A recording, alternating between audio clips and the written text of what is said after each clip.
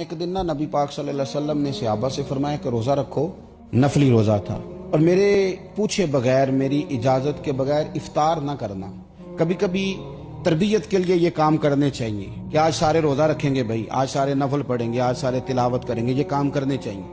हज़रत अनस बिन मालिक रज़ी अल्लाह तआला अन्हु फरमाते हैं कि हुजूर ने फरमाया रोज़ा रखो और मेरे इजाज़त के बगैर इफ्तार ना करना। इफ्तार का वक्त आया, लोग इजाज़त लेते रहे, इफ्तार करते रहे। एक सहाबी ने अर्ज़ की, हुजूर दो औरतों ने रोज़ा रखा है, वो इफ्तार की इजाज़त चाहती हैं। नबी करीम ने रुख अनवर ही फेर लिया। फरमाते हैं बड़ा अजीब मंजर था, हम डर गए कि हुजूर जिससे रुख फेर लें।